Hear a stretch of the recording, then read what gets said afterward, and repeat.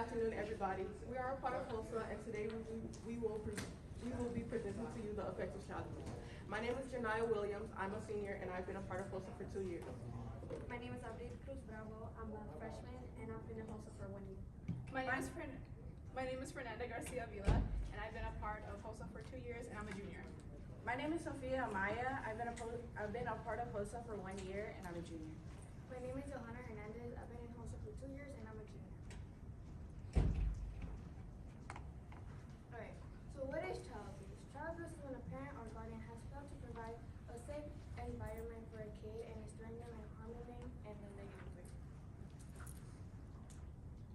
These are the types of abuse a child goes through. First, we have neglect. And neglect is actually one of the most common types of abuse, which is when a parent isn't providing any basic needs for the child, meaning they don't have enough clothes or food. Next, we have physical abuse. Physical abuse is when the kid has body injuries, they're physically getting hurt. Next, we have verbal abuse. This is when the child is being talked down to, they're getting manipulated, creating their mindset to wonder why are they still here. And last, we have sexual abuse, and this is when the kid is doing things they're not comfortable with. For example, they're being exposed to sexual content, or they're being touched in areas that shouldn't. What are some signs that a child is being abused? Some physical signs could be severe bruising, severe malnourishment, broken bones, and lacerations all over the body without any explanation. Some emotional signs could be severe depression, severe anxiety, sudden aggression, or bipolar issues. Some behavioral signs could be thumb sucking, bedwetting, or multiple conversations about not wanting to be here. Another sign is also people pleasing. Take, for example, the case of Gabriel Fernandez.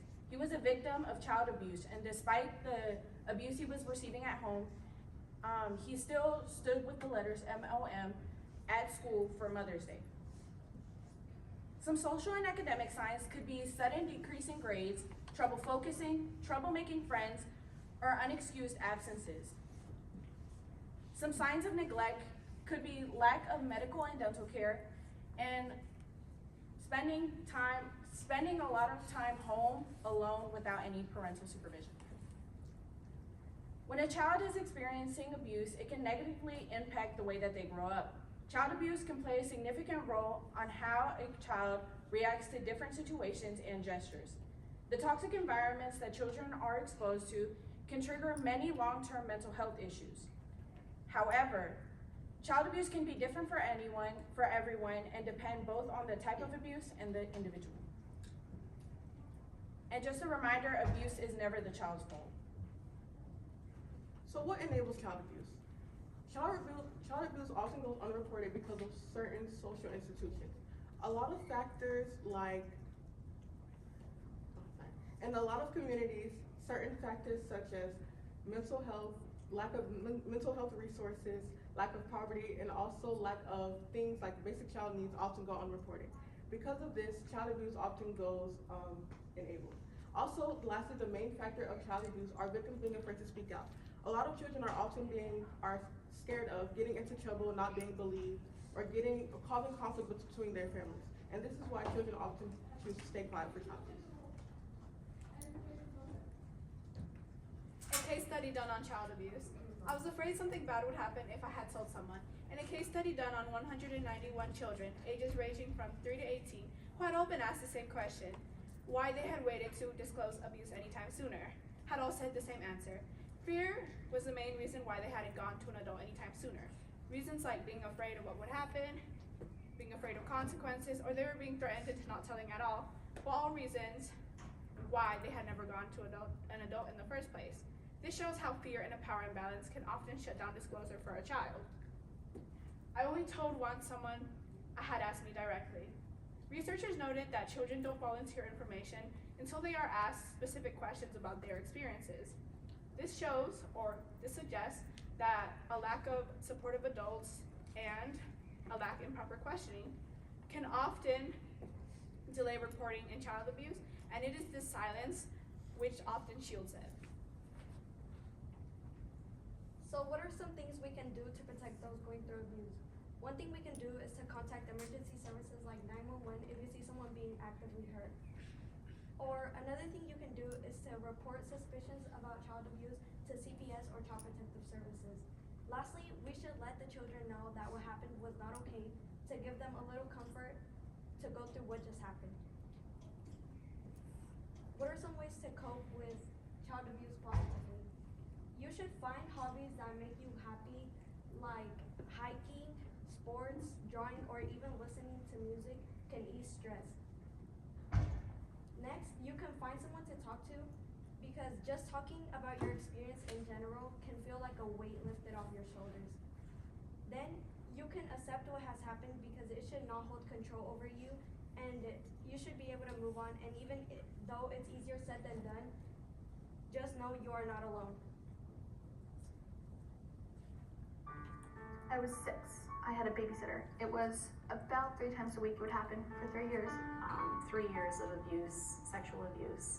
She's had a really tough childhood. I think because it happened for so many years of my childhood, I thought whenever it happened, I thought for so long that it was normal. Charity in pain is distracted. She doesn't cry much, but occasionally she does cry, and then you know things are really, really bad.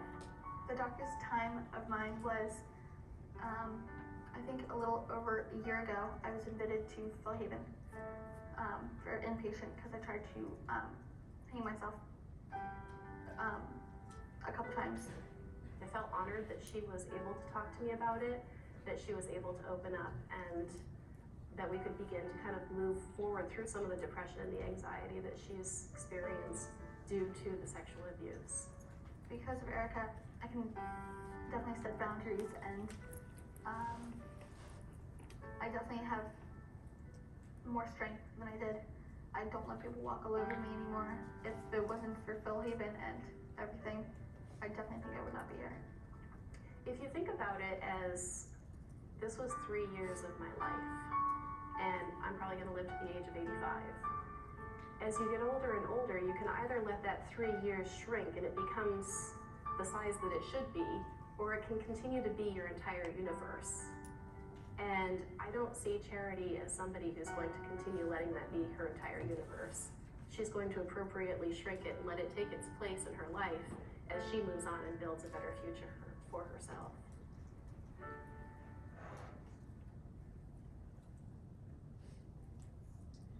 Here are a few resources if you or someone you know is suffering with one of the types of child abuse that we have talked about today. You can visit the AACAP or the American Academy of Child and Adolescent Psychiatry at www.aacap.org.